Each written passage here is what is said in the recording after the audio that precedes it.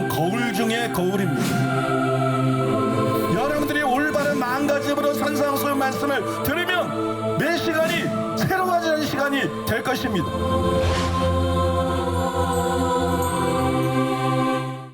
하나님의 말씀 함께 보시겠습니다. 오늘 우리에게 주시는 하나님의 말씀은 마태복음 5장 48절 말씀입니다.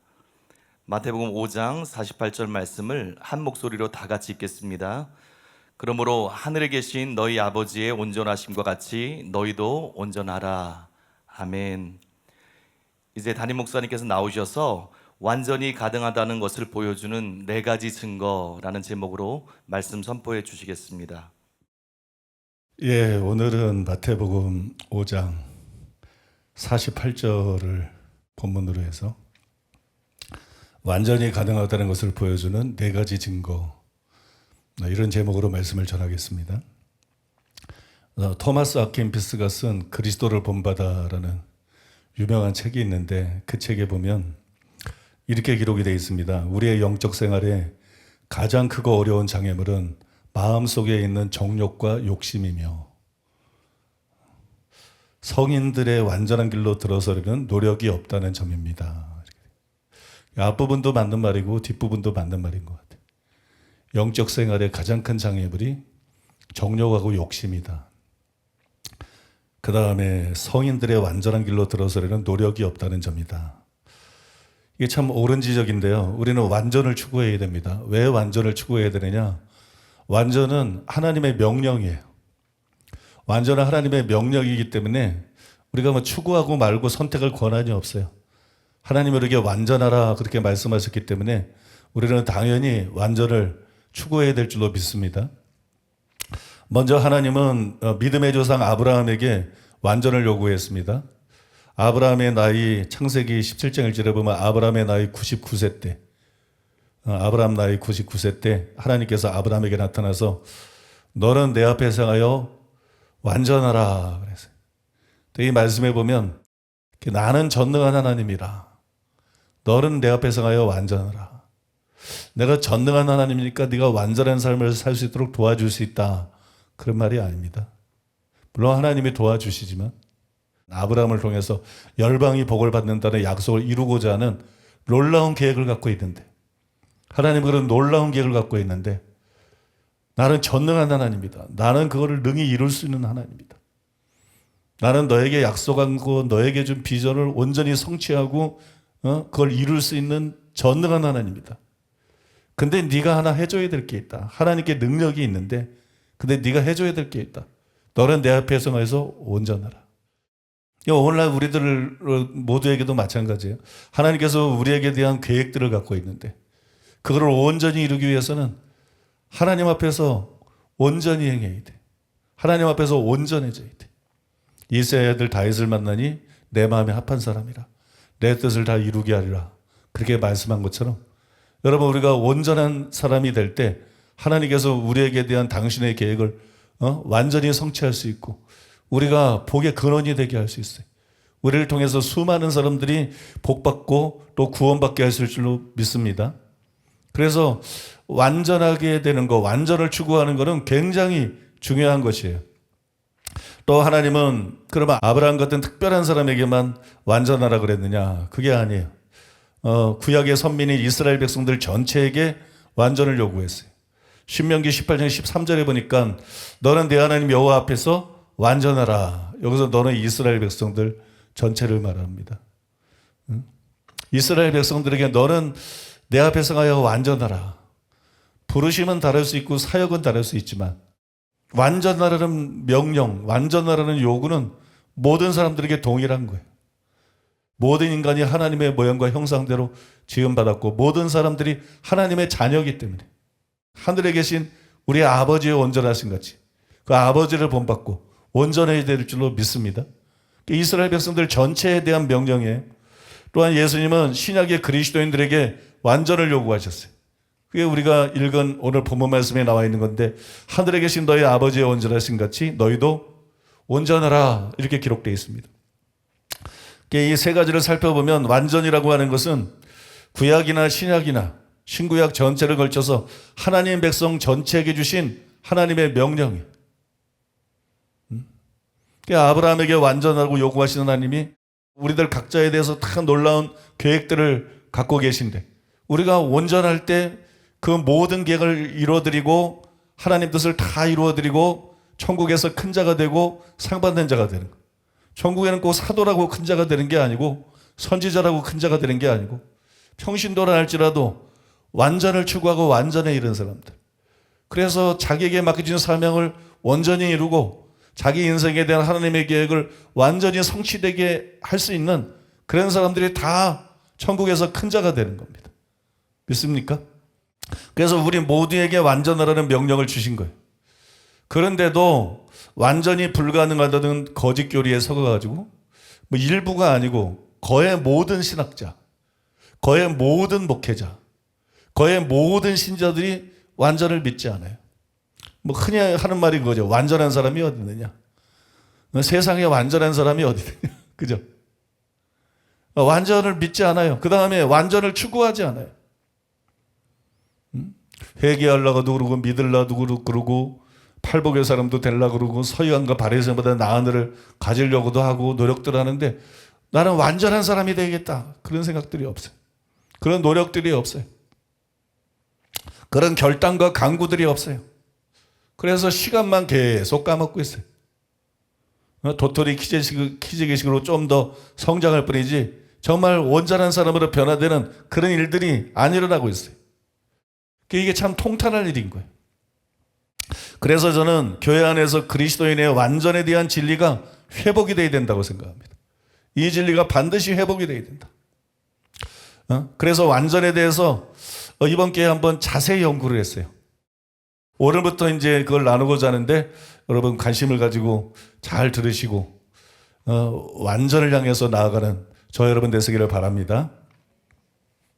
첫 번째로 따라해 보겠습니다. 정말 완전은 이 세상에서 불가능한가? 거의 모든 주석가들이 이 땅에서 완전은 불가능하다. 그냥 아주 입을 모으고 있어요. 또 역시 거의 모든 목회자들이 그렇게 설교하고 있어요. 그죠? 뭐 완전은 가능하다 이렇게 설교하는 설교자들 거의 뭐 별로 본 적이 없을 거예요. 그러니까는 당연히 신자들은 거의 대부분의 신자들이 완전은 이 땅에서 불가능하다 그렇게 알고 있어요. 그래서 저는 어렸을 때부터 완전히 있다 그렇게 이제 수십 년 동안 믿고 살아왔는데 그게 잘 살아오다가 비교적 최근에 잠시 이거 완전히 없는 거 아닌가? 그런 착각에 빠졌어요. 마태복음 19장 16절로 17절, 20절로 21절. 어떤 사람이 주께 와서 이르되 선생님이여 내가 무슨 선한 일을 하여야 영생을 얻으리이까? 예수께서 이르시되 어찌하여 선한 일을 내게 묻느냐? 선한 이는 오직 한 분이시니라. 내가 생명에 들어가려면 계명들을 지키라. 그 청년이 이르되 이 모든 것을 내가 지키었사온데 아직도 무엇이 부족하니이까? 예수께서 이르시되 내가 온전하고자 할진대 가서 내 소유를 팔아 가난한 자들에게 주라. 그리하면 하늘에서 보화가 내게 있으리라. 그리고 와서 나를 따르라 하시니. 이거는 이제 예수님하고 부자 청년 사이에 오갔던 대화인데요. 그런데 뭐 전에도 소개했지만 양용희 교수님은 본문에 나오는 완전을 이 구절에 나오는 완전하고 연결을 시켰어요. 이거는 영생을 얻기 위해서 질문을 던진 거잖아요. 그러니까 영생 얻는 그런 조건이잖아요. 그죠? 근데 이 완전을 구원을 받은 성도들이 이 목표로 삼고 도달해야 될 그런 완전이 아니고 이 구원받기 위한 어떤 완전으로 이렇게 연결을 시켰어요. 구원받기 위한 조건으로 봤어요. 마태복음 19장 16절로 21절에 따르면 제자가 되는 것은 완전하여 지는 것을 요구한다. 이미 앞에서 살펴본 바와 같이 하늘나라에 들어가기 위한 조건, 곧 5장 20절의 더 큰 의는 다름 아닌 5장 48절에서 진술된 완전함 그 자체이다. 그런데 여기서 그 동일한 완전함이 영생에 들어가기를 원하는 부자 청년에게 요구되고 있는 것이다. 제가 이 설명을 처음 읽을 때는 굉장히 신선하고 충격적이었는데 이 말씀 때문에 참 고민하고 씨름도 많이 했는데요. 여러분 실제로 주님은 본문에서 제자들에게 나타나야 될 서기관과 바리새인보다 나은 의에 대해서 말씀하고 있어요. 그 설명이 48절까지 그 내용이거든요. 오늘 본문까지거든요. 그러니까 문맥적으로 보게 되면 천국에 들어가는 조건으로서의 완전이에요. 분명히 문맥적으로는 그렇습니다. 때문에 저는 본문에서 말하는 완전이 궁극적인 구원의 조건이지 그리스도인의 완전을 말하는 것은 아니다. 그리스도인들이 도달해야 될 그 완전을 말하고는 아니다. 이런 착각에 빠졌어요. 그래서 완전의 교리를 나름 이제 좀 내려놨어요. 설사 완전히 가능하다고 해도 도달할 사람이 몇 명이나 있겠느냐. 세상에 완전한 사람이 어디 있어? 응? 거의 없지 않을까. 그런데 그렇다 그러면 완전의 교리가 성경적이라 해도 무슨 우리하고 그렇게 직접 관계가 있고 무슨 큰 의미가 있을까? 이렇게 회의적인 생각이 들더라고요. 그래서 완전에 대해서 관심을 끄고 상당한 시간을 지냈습니다. 그러나 여러분, 이 양영희 교수님의 해석이 이게 정확한 게 아니에요. 부자 청년에게 예수님이 요구한 거는 전 재산을 다 팔아서 가난한 자에게 나눠주라. 굉장히 특이한 요구가 나와 있기는 한데 이거는 이웃사랑으로 끝이 납니다. 그죠? 마태복음 5장에 나오는 악한 자를 대적하지 말라. 그런 말을 하고 있는 거 아니라는 거예요. 내 원수를 사랑해라. 박해자를 위해서 기도해라. 이런 명령이 이 안에는 없어요. 그러니까 지금 같은 게 아니라는 것입니다. 완전이라는 단어만 거기에 들어갔을 뿐이지 지금 같은 거를 말하고 있는 게 아니라는 거예요. 또 궁극적인 구원의 조건으로 우리에게 온전한 수준의 원수 사랑이 요구되는 것이 아니에요. 원수 사랑은 해야 돼. 궁극적인 구원의 조건이 맞아. 근데 온전한 수준의 원수 사랑을 요구하는 건 아니잖아요. 그걸 지난 시간에 우리가 살펴봤잖아요. 근데 여기서는 하늘에 계신 너의 아버지의 온전하신 같이 온전하라는 거잖아요. 단순히 원수를 사랑해라, 핍박자를 위해 기도해라가 아니라 온전해질 것에 대해서 말씀하고 있는 거거든요. 그러니까는 같은 것 같지만 절대로 같은 게 아니라는 거예요. 이것은 6번째 반제 그 원수 사랑에 대한 말씀을 연구하고 준비하면서 비로소 알게 된 것이기 때문에 그때는 제가 이거를 몰랐습니다. 저는 이 새로운 깨달음을 통해서 본문 말씀이 48절 말씀이 존 웨슬리가 주장한 그리스도인의 완전을 설명한 것이 아니다. 양영희 교수님의 책을 읽고 생각하게 된 이런 생각이 바른 게 아니라는 것을 알게 됐어요. 본문은 궁극적인 구원에 필요한 완전일 뿐만이 아니라 완전 성화에 대한 것이 아니라는 거. 이런 생각은 바른 생각이 아니라는 거예요. 이거는 바른 견해가 아니라는 거예요. 왜 이게 바른 견해가 아니냐? 완전에는 두 가지가 있습니다. 완전에는 두 가지가 있는데 일정 수준 궁극적인 구원에 필요한 범위에 있어서의 완전이 있어요. 범위에 있어서의 완전. 요거는 구원의 조건이에요. 요거는 이제 부자 청년에게 요구하는 완전과 일맥상통하는 거예요. 그러니까 이웃만 사랑하고 원수는 미워하고. 그죠? 바리새인들이 그랬던 거거든요. 서기관이 그랬던 거거든요. 예수님이 내 이웃을 사랑하고 내 원수를 미워하라는 말을 너희가 들었으나 난 너희에게 말하노니 원수를 사랑하고 핍박자를 위해 기도하라. 범위가 달라지죠. 하나님은 비를, 하나님은 해를 불의한 자나 의로운 자나 악인이나 선인이나 모두에게 내려준다. 마찬가지로 너희도 그래야 된다. 이건 범위에 대한 거죠. 이 범위에 대한 거는 서기관과 바리새인보다 나으고 궁극적인 구원의 조건이 맞대는 거예요. 그러니까 이런 범위에 있어서의 완전이 있다는 거예요. 그 다음에 완전히 단순히 그게 아니고 또 하나의 완전이 있다는 거지.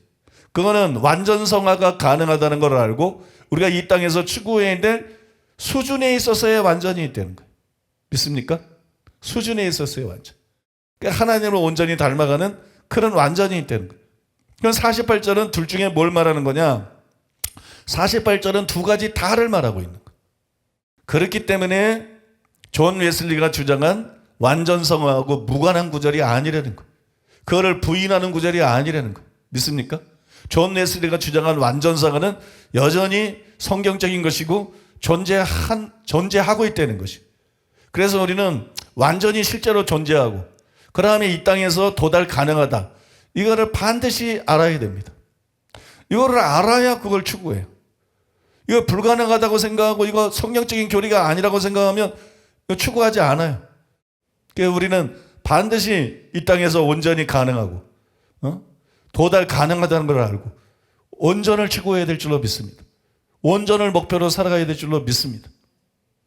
그래서 여러분들에게 온전히 실제로 존재하고 도달 가능하다는 것을 보여주는 그 확실한 증거들, 그 증거들을 여러분들에게 첫 시간에는 알려드리기를 원하는 거예요.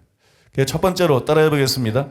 하나님은 불가능한 것을 하라고 하시지 않는다. 이게 이제 찰스 피니 책을 읽어본 분들은 아시겠지만 찰스 피니가 굉장히 자주 한 말이에요. 근데 로이드 존즈도 이렇게 말했습니다. 우리 주님은 불가능한 것을 하나도 가르치시지 않았습니다. 산상설교의 어떤 가르침을 그런 식으로 해석하는 사람들이 있습니다. 하지만 그들의 해석은 거짓됨에 틀림없습니다. 또한 케네스 길 목사님도 이렇게 말했습니다. 하나님은 우리가 할 수 없는 일을 우리에게 하라고 하시지 않습니다. 만일 그렇게 하신다면 하나님이 불공평하실 것인데 하나님은 불공평하신 분이 아닙니다. 여러분, 어린아이한테 어른들만 할 수 있는 일을 시키는 것도 그게 불법입니다. 그죠?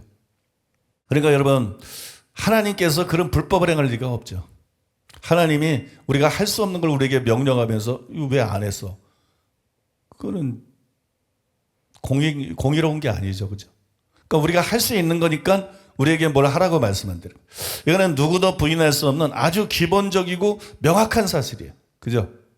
근데 손양원 목사님은 이 원리를 어렴풋이 완전에 적용을 시켰습니다. 자녀를 보고 너희 부모만치 되라고 하지 못하겠는가? 초목은 재배하고 가축은 길들이고 인간은 수양을 한다고 하나 그 근본 종자를 변경할 수는 없습니다. 보리를 아무리 가꾸어도 벼가 되지 못하고 개를 아무리 길들여도 사람이 못 됩니다. 마찬가지로 중생치 않고는 아무리 해도 죄악의 자식입니다. 첫째 아담에게 속한 사람은 아무리 수양하더라도 공자와 석가만치 될지는 모르나 하나님만큼은 될 수 없습니다. 그러나 중생한 사람은 될 수 있습니다. 하나님께서는 그 자녀를 가르칠 때 불가능한 일을 가르치지 않으십니다. 결코 부모가 불가능한 일을 그 자녀에게 명하지 않습니다. 어느 아버지가 10살 된 아들더러 쌀 한 섬을 지고 오라고 하겠는가? 신명은 성신받으면 가능하게 명하십니다. 그 곽선희 목사님은 이 원리를 완전히 그대로 적용을 했어요. 그 책에 보면 이렇게 나와 있어요. 필자는 강의를 할 때 가끔 성도들에게 사람이 완전할 수 있습니까? 라는 질문을 해봅니다. 대부분의 사람들은 완전할 수 없다고 대답합니다. 저는 다시 묻기를 예수님께서 너희 하늘아버지의 온전하신 같이 너희도 온전하라고 말씀하셨는데 그래도 완전할 수 없습니까? 하면 몇 명은 완전할 수 있다고 별로 자신 없는 대답을 하지만 아직도 많은 수가 완전할 수 없다고 대답을 합니다. 저는 또다시 이 본문을 읽으며 너희 하늘 아버지의 온전하신 같이 너희도 온전하라고 하셨는데 왜 완전할 수 없습니까? 하고 재촉을 하면 조금씩 신경의 변화를 일으켜 사람이 완전할 수 있다고 긍정하게 됩니다. 역사상 지금까지 누구도 완전한 사람이 없었다 해도 하나님께서 완전하라고 하셨으면 완전할 수 있는 것입니다. 만약 완전할 수 없는 것을 알면서도 완전하라고 하셨으면 그 책임은 하나님께 있습니다. 그러므로 하나님께서 완전하라고 하셨다면 분명히 완전할 수 있음을 믿어야 합니다. 하나님께서 우리에게 완전하라고 하신 것은 우리가 완전할 수 있음을 알고 계신 것입니다. 그런데도 우리가 완전하지 못한 것은 우리의 잘못이요 그 책임 역시 우리 자신에게 있음을 깨달아야 합니다. 우리는 하나님의 말씀에 의해서 잠재적인 완전한 가능성을 인정하는 것이 기본적인 신앙입니다. 사람은 하늘아버지의 온전하신 같이 온전할 수 있으므로 온전하지 못한 것은 나의 잘못입니다. 분명히 할 수 있었는데 내가 하지 않았습니다. 못한 것이 아니라 안 한 것입니다. 저는 이 말을 처음 읽을 때 속이 시원하더라고요. 옳은 말입니다. 하나님은 불가능한 일을 명하시지 않습니다. 그렇기 때문에 예수님이 온전하라고 명령했다는 것 자체가 완전히 가능하다는 명확한 증거죠. 확실한 증거가 되는 거예요. 따라서 우리는 그리스도의 온전을 믿어야 될 줄로 믿습니다. 그리고 온전을 추구하는 삶을 살아가야 될 줄로 믿습니다. 자, 두 번째로 따라해 보겠습니다. 성경이 거듭 완전에 대해서 말하고 있다. 예, 성경을 읽어보면 완전에 대한 성경 구절들이 의외로 많아요. 굉장히 많습니다. 다 소개하기가 힘들 정도예요. 그래서 그 중에 먼저 이제 몇 가지 결정적인 성구들을 여러분들에게 소개하려고 하는데요. 디모데후서 3장 16절 17절에 보면 이렇게 기록되어 있어요. 모든 성경은 하나님의 감동으로 된 것으로 교훈과 책망과 바르게 함과 의로 교육하기에 유익하니 이는 하나님의 사람으로 온전하게 하며 모든 선한 일을 행할 능력을 갖추게 하려 함이라. 성경이 왜 주어졌느냐? 성경이 왜 주어졌느냐? 세 가지 목적을 위해서 주어졌다고 말할 수 있어요. 첫째로는 사람들을 구원하기 위해서. 구원에 이르는 지혜, 복음 진리를 가르쳐 줌으로써 사람들을 구원받게 하기 위해서. 두 번째로는 교훈, 책망, 바르게 함, 의로 교육함을 통해서 사람들을 성장시키기 위해서. 여긴 다 알고 있어요. 근데 여기서 끝나는 게 아니에요. 하나님의 사람으로 온전하게 하며. 세 번째로는 성도들을 온전하게 만들기 위해서. 성도들을 온전하게 만들기 위해서 성경이 주어졌어요. 이게 굉장히 충격적인 겁니다.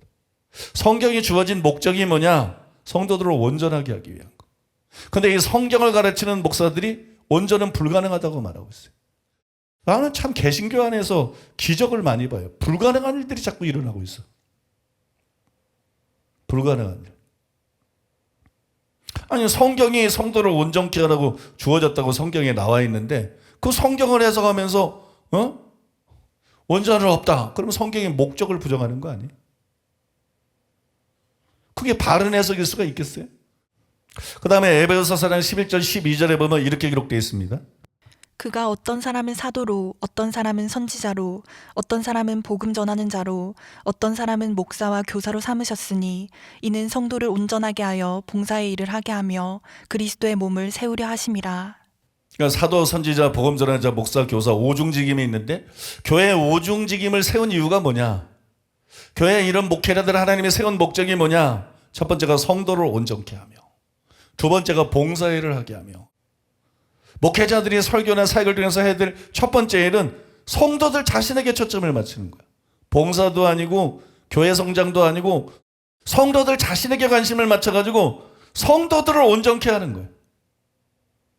성도를 온전케 하는 게 목적이 돼야 돼. 그러라고 하나님께서 오중사역자들을 세웠어요. 그러라고 목사들을 세웠어요. 근데 목사들이 설교를 하는데 완전은 없대. 완전은 불가능하게 돼. 이게 정말 아이러니 아니에요? 코미디 아닙니까? 성도를 온전케 하라고 세웠는데 완전히 불가능하대. 완전은 없대. 성도를 온전케 하는 것을 부정하고 성도가 그런 꿈을 갖는 것을 오히려 방해하고 있어요. 그 다음에 골로새서 1장 28절입니다. 우리가 그를 전파하여 각 사람을 권하고 모든 지혜로 각 사람을 가르침은 각 사람을 그리스도 안에서 완전한 자로 세우려 함이니. 저는 처음에 이게 단순히 바울 얘기인 줄 알았는데, 그러니까 여기서 주목이 이렇게 두 가지예요. 하나는 우리가, 바울만 그런 게 아니에요. 다른 사도들도 마찬가지예요. 여러분, 사도들뿐만 아니라 선지자, 보험자들, 목사, 교사 다 마찬가지예요. 왜냐하면 하나님이 그런 목적으로 그들을 세웠으니까. 그래서 진정한 하나님의 종이라면, 정말 진리를 제대로 아는 종이라면 성도를 온전케 하기 위해서 설교하고 성도를 온전케 하기 위해서 가르치고 권면할 것이, 그게 그들의 목적이 될 것입니다. 믿습니까? 그 다음에 주목해야 될 게 뭐예요? 각 사람을, 모든 성도들의 목적이 이게 돼야 돼. 온전하게 되는 거. 예수님 말해서 온전한 자가 되는 거. 믿습니까? 모든 성도들이 온전을 추구해야 돼. 그리고 모든 성도들이 결국에는 온전한 자가 돼야 돼. 그게 하나님의 계획이라는 거예요. 그게 하나님의 뜻이라는 거예요. 여러분, 이 세 가지를 종합해 보면 우리가 하나님의 명백한 뜻을 알 수가 있는데, 성도들을 완전케 하기 위해서 주어진 성경을, 성도들을 완전케 하라고 세우신 목회자들이 성도들을 완전케 하기 위한 목적으로 설교하고 가르치고 권면해야 된다. 이게 이 세 가지를 통해서 나타나는 거예요. 그러니까 여러분, 당연히 목회자들은 성도들을 완전케 하기 위해서 설교하고 목회해야 될 줄로 믿습니다. 또 당연히 성도들은 완전을 목표로 삼고 신앙생활을 해야 되는 거예요. 그렇죠? 오늘 여기 오기 전까지 여러분들이 신앙생활의 목표가 뭐예요? 이젠 천국 가는 건 문제 없어. 그러니까 이제 하나님께 크게 쓰임 받아야지. 은사도 받아야지, 능력도 받아야지, 이런 거 아니에요. 복도 받아야지, 뭐 성공도 해야지, 이런 거 아니에요. 궁극적인 목적이 뭐가 돼야 돼? 나는 하나님을 온전히 닮는 사람이 돼야지. 예수님을 온전히 닮는 사람이 돼야지. 온전을 나는 목표로 삼고 살아가겠다. 모든 목회자와 모든 신자들이 1차 목적이 온전히 돼야 될 줄로 믿습니다. 그들이 구원받은 사람이라면 온전히 그들의 목적이 되게 돼. 그리고 점점 온전을 향해서 나가야 되는 거예요. 그러면 여러분, 하나님께서 은혜도 점점 풍성하게 해주시고, 은사도 점점 풍성하게 해주시고, 복도 점점 풍성하게 해주시고, 점점 높여주시고, 나머지는 다 되게 돼 있어요. 온전한 목표로 살아가야 돼. 우리의 목표가 온전히 되어야 될 줄로 믿습니다. 여러분의 목표가 온전히 되기를 예수님의 이름으로 축복합니다. 그 다음에 세 번째로 따라해 보겠습니다. 성경이 거듭 완전한 자에 대해서 말하고 있다. 완전에 대한 더 결정적인 증거가 있는데요. 그거는 성경이 완전하라고 명령할 뿐만 아니라 완전한 자들에 대해서 쓰고 있다는 거예요. 창세기 6장 9절 노아는 의인이요 당대의 완전한 자라. 욥기 1장 1절 우스 땅의 욥이라는 불리는 사람이 있었는데 그 사람은 온전하고, 욥기 9장 21절 12장 4절 27장 5절 31장 6절 이 욥기에 많은 대로 이게 전부 온전한 자에 대해서 말하고 있어요. 그 다음에 사무엘하 22장 21절이야 27절 우리 한번 읽겠습니다. 여호와께서 내 공의를 따라 상 주시며 내 손의 깨끗함을 따라 갚으셨으니 이는 내가 여호와의 도를 지키고 악을 행함으로 내 하나님을 떠나지 아니하였으며 그의 모든 법도를 내 앞에 두고 그의 규례를 버리지 아니하였음이로다. 내가 또 그의 앞에 완전하여 스스로 지켜 죄악을 피하였나니 그러므로 여호와께서 내 의대로 그의 눈앞에서 내 깨끗한 대로 내게 갚으셨도다. 자비한 자에게는 주의 자비하심을 나타내시며 완전한 자에게는 주의 완전하심을 보이시며 깨끗한 자에게는 주의 깨끗하심을 보이시며 사악한 자에게는 주의 거스르심을 보이시리이다. 이게 시편 18편에도 나와 있는데 똑같은 시가 나와 있는데 이게 다윗의 시입니다. 다윗이 쓴 거예요. 여호와께서 내 공의를 따라 상 주시며 내 손의 깨끗함을 따라 갚으셨으니, 여기 나는 다윗이에요. 다윗인데 다윗이 뭐라고 말하고 있냐면 그의 모든 법도를 내 앞에 두고 그의 규례를 버리지 아니하였음이로다. 하나님의 모든 법도를 다윗이 지켰다는 거예요. 다윗이 지금 거짓말하고 있을까요? 아니죠. 그의 모든 법도를 지켰다는 거예요. 내가 또 그의 앞에 완전하여 스스로 지켜 죄악을 피하였으니, 하나님 앞에서 그가 완전했다는 거예요.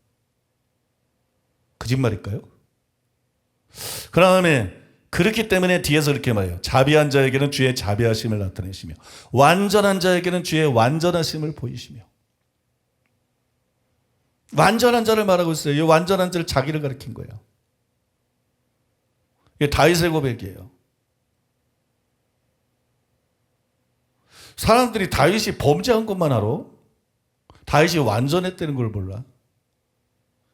다윗이 완전했는데 이 땅에서 우리가 가지는 완전은 범죄하는 게 불가능한 완전이 아니기 때문에 완전한 삶을 살다가도 범죄할 수 있다는 거. 노아는 당시의 의인이요 완전한 자라 성경에 딱 기록돼 있어. 근데 학자들이 이걸 얼마나 쉽게 부인하잖아요. 나중에 노아가 술 먹고 벌거벗고 잤잖아. 그러니까 완전하지 않대. 하나님이 완전하대잖아. 그러니까 완전한 자야. 완전한 가운데 노아가 오랫동안 산 거예요. 근데 그때 그 실수를 한 거예요. 그 다음에 또 완전한 자로 평생을 산 거예요. 죄 짓는 거는 하나님이 용서해 주는 거예요. 구약의 제사드리면. 그 죄는 하나님이 노아에서 기억을 안 해요. 하나님 볼 때는 노아가 완전한 자인 것입니다. 믿습니까? 아, 다윗이 범죄했잖아. 다윗이 인구조사도 했잖아. 아니, 그건 다윗이 잘못한 거지. 애초에 다윗을 하나님이 만날 때마다 이새의 아들 다윗을 만나니 내 마음에 한바살 내 마음에 똑 된다. 완전한 것만 하는 거지. 이새의 아들 다윗을 만나니 내 마음에 합한 사람이다. 내 뜻을 다 이루게 하리라. 다윗은 완전한 사람이었어요. 노아뿐만 아니라. 믿습니까? 성경이 완전하다고 말하잖아요. 시편에 이거 외에도 시편 26편 1절, 37편 37절, 64편 4절, 119편 1절, 이 중에는 다윗의 시도 있다고요. 근데 전부 완전한 자에 대해서 말하고 있어요. 잠언 2장 7절에도 보면 그는 정직한 자를 위하여 완전한 지혜를 예비하시며 행실이 온전한 자에게 방패가 되시나니. 행실이 온전한 자, 완전한 자를 말하고 있어요. 2장 21절, 11장 5절, 11장 20절, 20장 7절, 29장 10절에서도 계속 완전한 자에 대해서 잠언이 말하고 있어요. 완전한 자가 있다는 거예요. 믿습니까? 완전한 자가 있으니까 이렇게 여러 군데서 계속 얘기하지. 누가복음 1장 5절과 6절에도 보니까는 세례요한의 아버지 사가랴하고 엘리사벳에 대해서 주의 모든 계명과 규례대로 흠이 없이 행하더라. 그게 완전이지. 흠이 없는 게 완전이에요. 믿습니까? 사가랴가, 엘리사벳이, 그 집은 아주 복받은 집이에요. 아버지도 완전에 도달하고 그 부인도 온전에 도달했어. 여러분, 그 다음에 그 아들이 태어났는데 인류 역사상 내가 믿기로는 최단기하게 완전해진 사람이 세례 요한 아닐까 싶어. 그냥 광야에 가가지고 그냥 금식하고 기도하고 그냥 하나님하고 교제하고 그렇게 살다가 젊은 나이에 딱 죽은 사람이 세례 요한이에요. 성공의 척도가 달라야 돼요, 여러분. 겉으로 볼 때는 그냥 목 잘려 비참하게 죽은 사람 이럴지 몰라도 이게 얼마나 복받은 가족이고 이게 얼마나 이게 큰 성공인지, 이게 얼마나 놀라운 성공인지. 예수님이 여자가 낳은 자 중에 가장 큰 자다, 선지자보다도 나은 자다, 평가한 사람. 순간이 아니라 영혼의 관점에서 보면은요, 참 사람들이 덧없고 부질없는 거 위해서 살아가고 있어요. 이런 말씀을 통해서 우리가 눈이 열려야 될 줄로 믿습니다. 그리고 우리 영혼 속에 각성이 일어나야 돼요.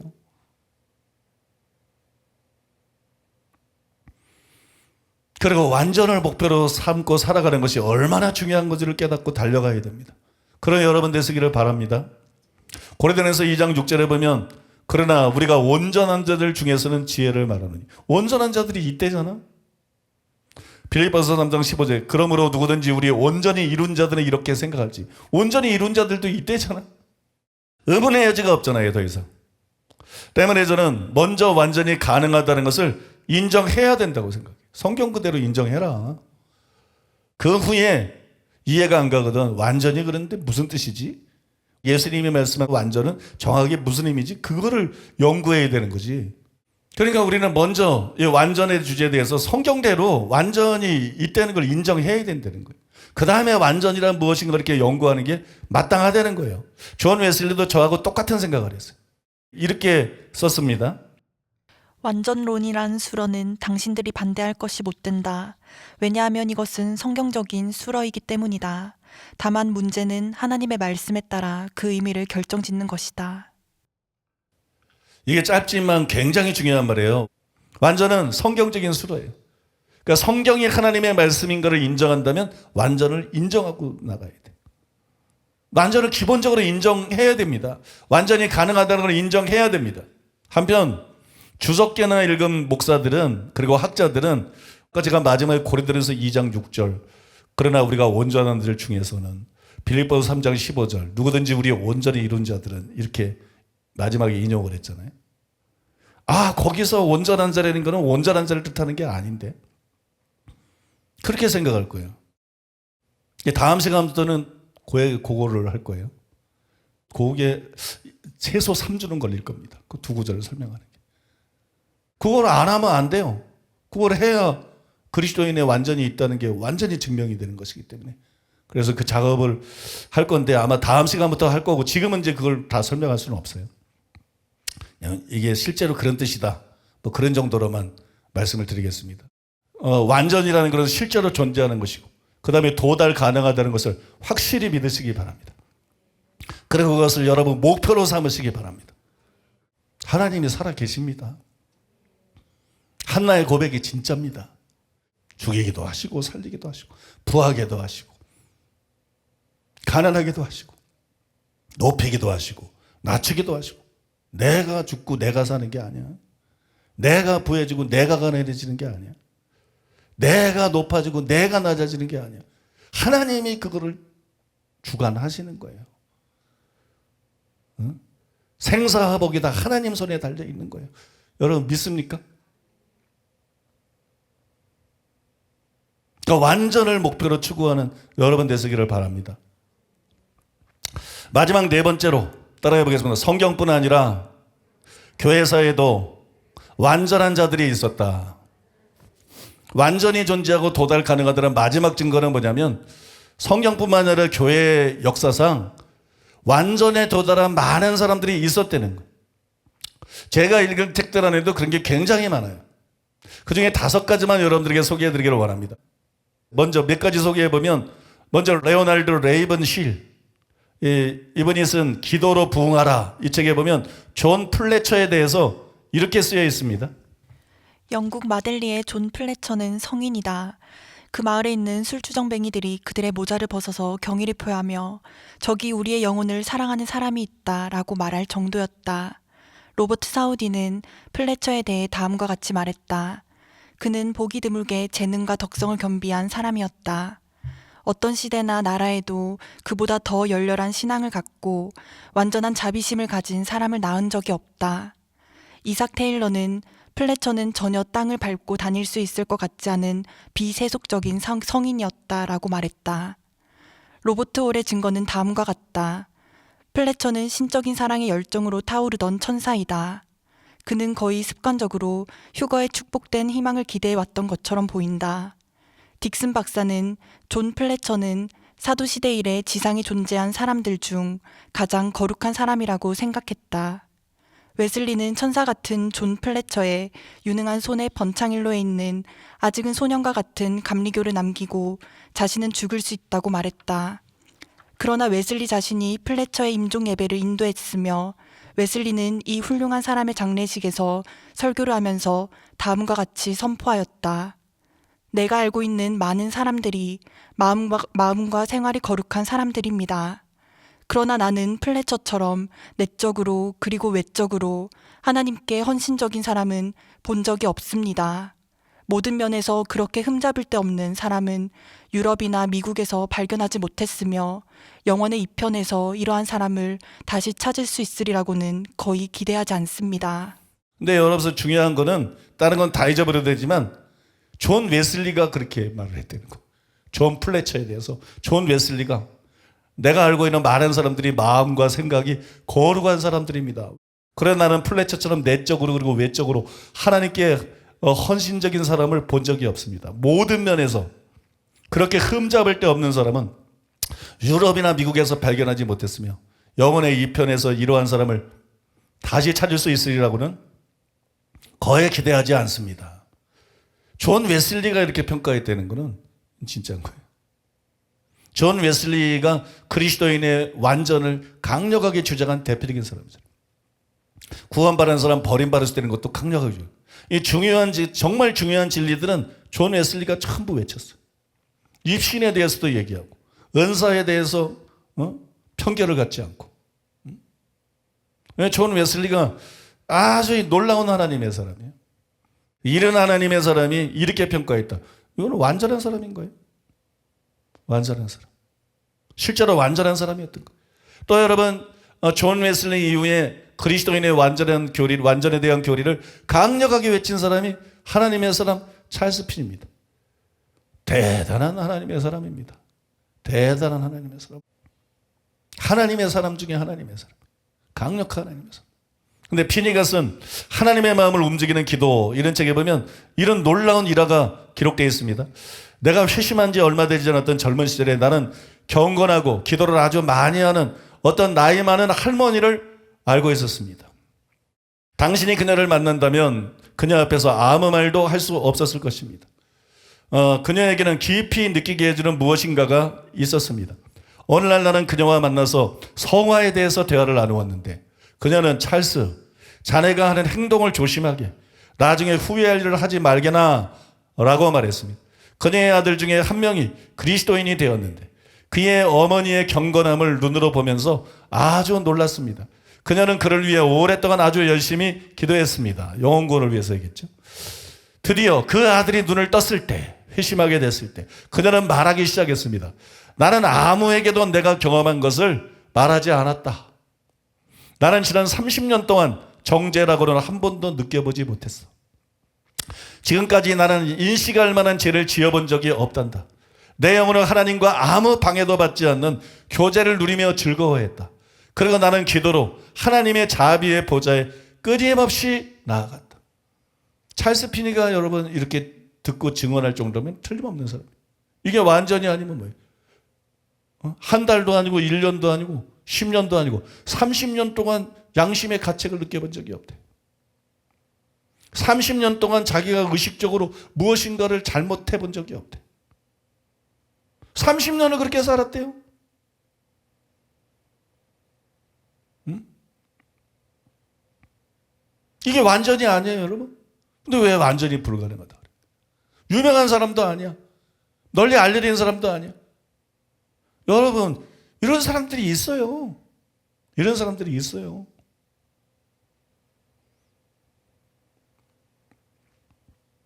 또 로버트 리어든의 아주사 부흥이라는 책에 보면 포비 팔머에 대해서 쓰여 있는데요. 포비 팔머는 1807년에 태어났으며 성결운동의 어머니로 불린다.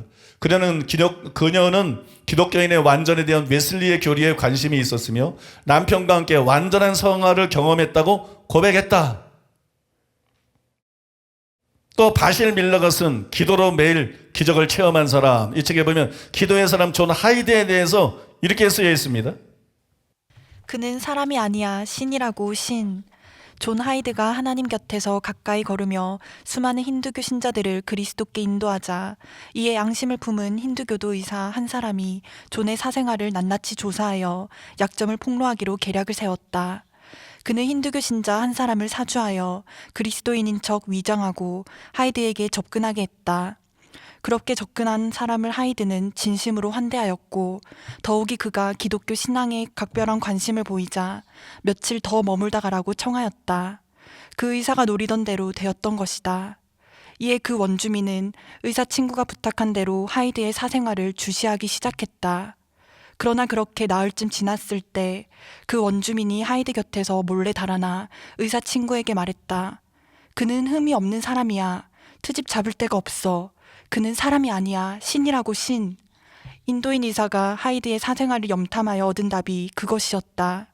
존 하이드가 그를 아는 인도인들의 가슴에 지워지지 않는 진한 자국을 남길 수 있었던 이유는 바로 그렇게 흠이 없어 보이는 신령한 삶을 살았기 때문이었다. 존 하이드가 인도 땅에서 죽었다면 그리스도를 모르는 인도인들이 그의 무덤 옆에 사당을 지어 신으로 섬기려 했을 것이라는 어떤 선교사의 말은 결코 지나친 과장이 아니었다.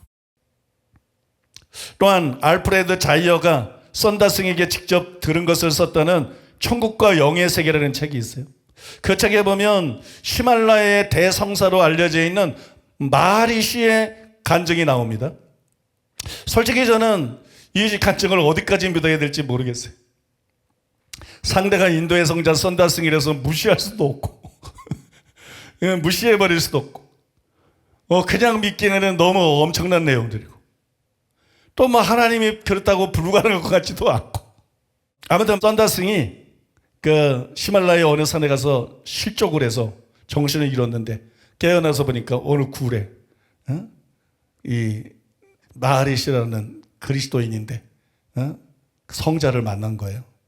그리고 이제 그하고 얘기하는 가운데 그 성자가 자기에 대해서 이렇게 간증을 한 거예요. 간증을 한 것의 일부인데 일부만 제가 읽어드릴게요. 지금으로부터 318년 전에, 그러니까 이 사람은 나이가 300살이 넘어요. 지금으로부터 약 318년 전에 나는 이집트 알렉산드리아의 회교감을 해서 태어났다. 30살이 되던 해에 나는 세상을 단념하고 밤에는 철야기도 하고 낮에는 명상하며 신의 신비를 통찰하고 신령한 일에 관한 지식을 얻을까 하여 수행자가 되었다. 그러나 아무 소용이 없었고 날이 가고 달이 갈수록 나의 영혼은 점점 쉼이 없어지게 되었다. 그래서 영혼의 평강을 갈망하게 되었다.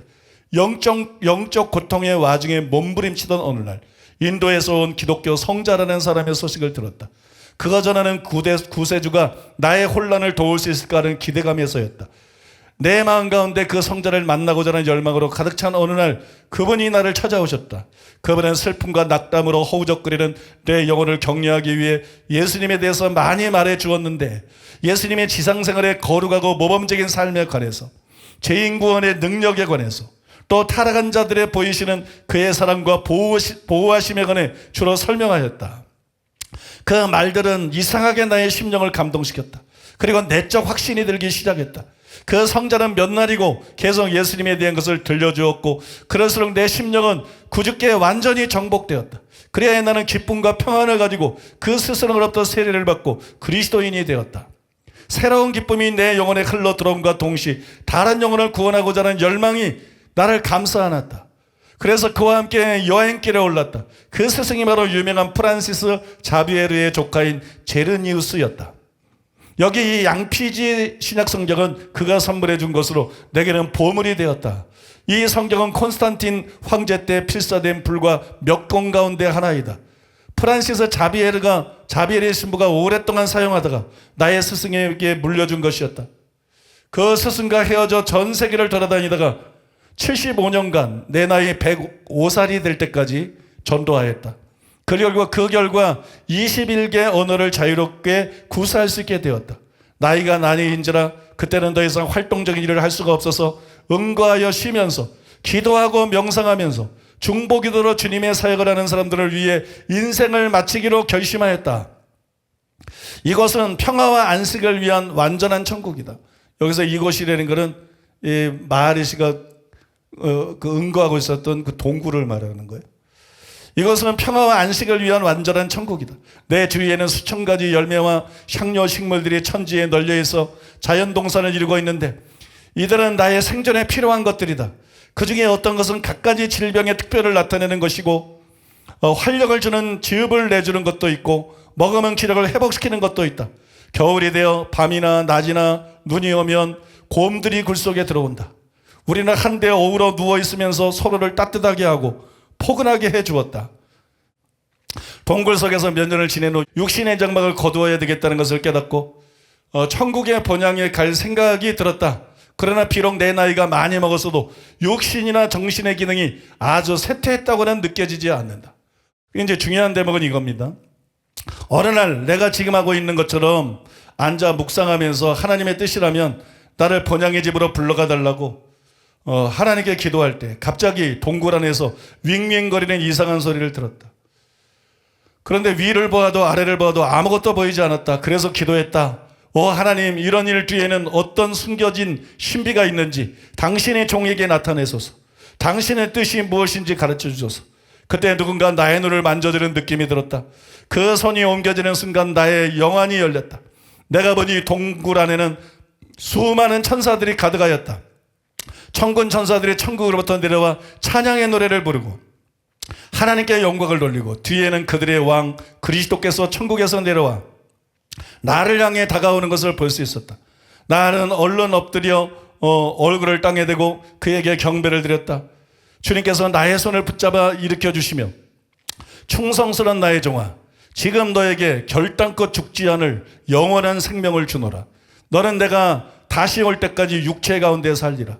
때가 가까웠다. 이후부터 너는 지상의 교회를 위하여 중보기도를 드리는 것으로 시간을 보낼지니라.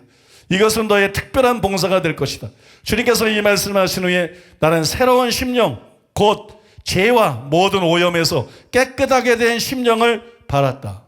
이거는 원래 영화 때 일어나는 일이거든요. 근데 살아있는 사람에게 이게 주어졌다는 거예요. 이건 완전 성화도 아니에요. 이거는 완전 성화를 뛰어넘는 거예요. 완전 성화를 훨씬 뛰어넘는, 부활 때에나 일어날 일이 하나님께서 그렇게 줬다는 거예요. 에녹을 하나님께서 산채로 하늘로 올렸잖아요. 엘리야를 산채로 올렸잖아요. 하나님 판단이고 하나님 마음 아니에요, 그죠? 그들이 모두 다 간 후에 수많은 성도들이 내게로 와서 나의 신생과 내게 부여된 특권의 기쁨을 축하해 주었다. 이들은 세상에서 삶을 마치고 안식에 들어가 영광의 면류관을 받은 자들이었다. 하나님께서 부여해 주신 독특한 특권이 있는데 그것은 영으로서 세계의 여러 지역을 신방하는 것이다. 그들만의 필요와 약함을 알지 않고서는 내가 여러 다른 교회들을 위해 중보기도로 할 수 없지 않겠는가? 그 날의 남은 시간들은 영으로서 여러 사람과 여러 지역을 방문한 일로 소일하게 된다. 또한 영으로서 행하는 중 나의 육신은 동굴 안에 그대로 누워있게 된다. 마지막으로 고인이기는 하지만 우리와 동시대 사람인 피터 와그너 박사의 고백을 소개해드리고 싶습니다. 그는 생전에 완전에 대한 패러다임의 전환을 경험했습니다. 거룩한 자가 되라, 그 책에 보면 그것이 나와 있는데 우리 권사님이 읽어주시겠습니다. 신학적인 거침돌. 만약 내가 틀리지 않다면 많은 신자들이 하나님의 계획에 따라 성결한 삶을 살도록 하는데 방해가 되는 중요한 장애물 중에 하나는 소위 신학자들이 말하는 성화에 대한 개혁 장로교 교리의 만연이 아닌가 생각합니다. 나의 개인적인 신학적 성향은 개혁 장로교입니다. 초창기에 나는 플러 신학교와 프리스톤 신학교에서 장로교 신학을 배웠습니다. 그러나 성화에 대한 장로교 교리가 성화를 제대로 이해하는 데 어려움을 준다는 것을 알았습니다. 나사렛 교회나 구세군 또는 다양한 감리교회 등에서 나타나는 성화에 대한 웨슬리적 관점은 성화에 대해 더 적절한 접근을 하는 데 도움을 줍니다. 이전에 나는 거룩함을 위해 노력해야 하지만 결코 성화를 이룰 수는 없다고 가르침을 받았습니다. 내가 만약 훌륭한 기독교적 삶을 산다면 성화에 있어서 어느 정도의 진보를 이룰 수 있지만 하나님만이 거룩하시기 때문에 나는 결코 거룩해질 수 없다고 생각했습니다. 마르틴 루터, 존 칼빈, 존 낙스등과 같은 사람들의 가르침에 뿌리박은 개혁 장로교 신학은 하나님의 위대한 거룩하심의 교리를 발전시켰습니다. 나의 주제는 개인적인 거룩함인데 장로교인들은 이러한 영역에서 많은 도움을 주지는 못했습니다. 성화에 대한 장로교 교리를 잘 반영하는 구절 중에 하나는 주님만이 거룩하시다라는 표현입니다. 하나님만이 거룩하신 것은 사실입니다. 그러나 논리적으로 이것은 인간이 죄를 짓지 않는다는 의미의 거룩함을 이룰 수 없다는 것을 말하는 것이기도 합니다. 나는 하나님께서 거룩하시다는 것을 일순간도 의심하지 않을 것이지만 나와 여러분 또한 거룩해질 수 있다는 것을 믿습니다. 베드로전서 1장 15절은 이 두 가지에 대해 이렇게 말하고 있습니다. 너희를 부르신 거룩한 자처럼 너희도 모든 행실에 거룩한 자가 되라. 이것은 도달할 수 없는 꿈이 아닙니다. 이것은 여러분과 내 삶에 있어서 현실이 될 수 있습니다. 같은 책에 보니까 피터 와그너 박사가 굉장히 대담한 고백을 했는데 이런 고백을 했어요. 나는 죄를 짓지 않았다. 그 책의 제목, 소달락의 제목인데 나는 죄를 짓지 않았다. 나는 저녁에 이 글을 쓰고 있습니다. 오늘 하루 동안 나는 죄를 짓지 않았습니다. 솔직히 말해서 오늘 죄를 지을 것을 기대하지 않았고 내가 잠자리에 들기 전에 죄를 지을 것도 기대하지 않습니다. 실은 어제도 죄를 짓지 않았습니다. 어제 죄를 지을 수 없었다는 것이 아닙니다. 또 오늘 밤 죄를 지을 수 있는 가능성이 없다는 것도 아닙니다. 그러나 지금까지는 좋습니다. 거룩함은 뭔가 비현실적인 목표가 아닙니다.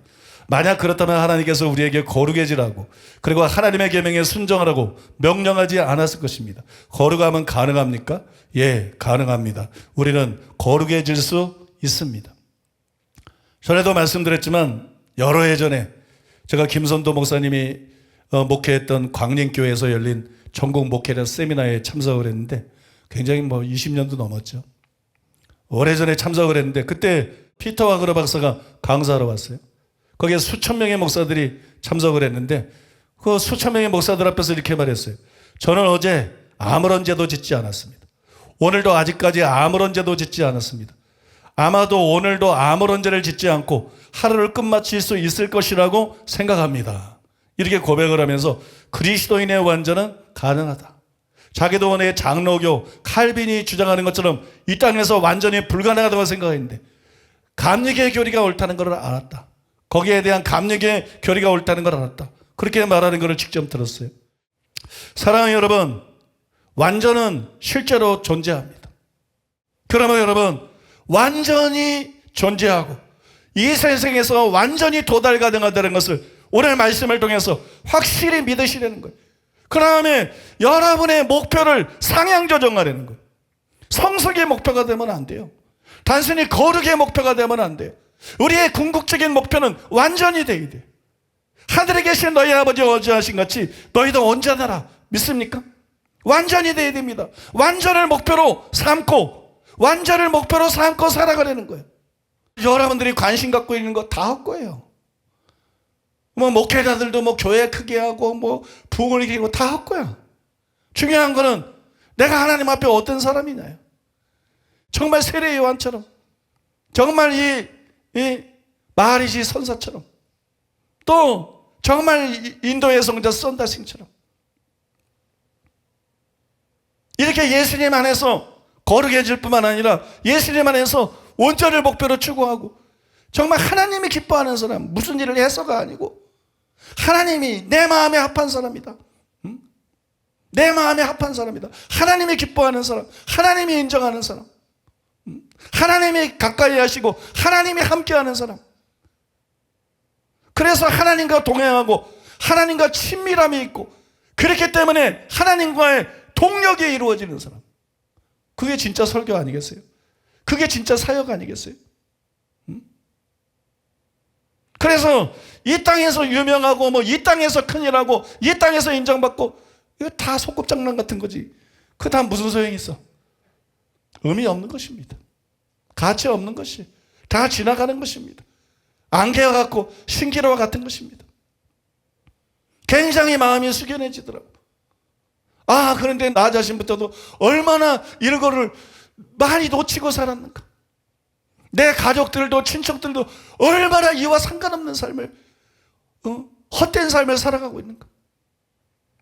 우리 목회자들과 기독교인들이 얼마나 잘못된 목표를 가지고 헛된 삶을 헛된 것을 위해서 살아가고 부질없는 것을 위해서 살아가고 있는가. 참 내 자신을 생각해도 탄식이 나오고 가족들을 생각해도 탄식이 나오고 정말 친척들을 생각해도 탄식이 나오고 신음이 나오고 정말 목회자들의 생각하고 신자를 생각해도 탄식이 나오더라고요. 이거는 여러분 우리 자신을 생각해도 가장 중요한 일이고 우리 가족을 생각해도 가장 중요한 일이고 우리가 하는 일을 생각해도 가장 중요한 일이고 우리 사역을 생각해도 가장 중요한 일이고 구원받아야 될 아프리카를 위시한 수많은 영혼들을 생각해도 가장 중요한 일인 것이요. 그래서 우리 모두 안일한 마음을 버리고 대강 어느 정도 거래를 치가려는 마음 버리고 여러분 완전을 믿고 완전을 추구하기로 결단하시기를 바랍니다. 이 시간에 완전을 추구하는 자가 되기로 결단하시기 바랍니다. 그리고 이 시간에 하나님 앞에 기도하시기 바랍니다. 하나님, 팔복의 사람이 될 뿐만 아니라 서기관과 바리새인보다 나은 하늘을 가진 사람이 될 뿐만 아니라 하나님, 완전한 사람이 되게 주시옵소서. 완전한 사람이 되게 주시옵소서. 그래서 내가 정말 다윗처럼 주님 마음에 합한 사람이 되게 해주시옵소서. 그래서 나를 통해서 이루고자 하는 하나님의 뜻을 다 이루어드리는 저의 생애가 저의 삶이 되게 하여 주시옵소서.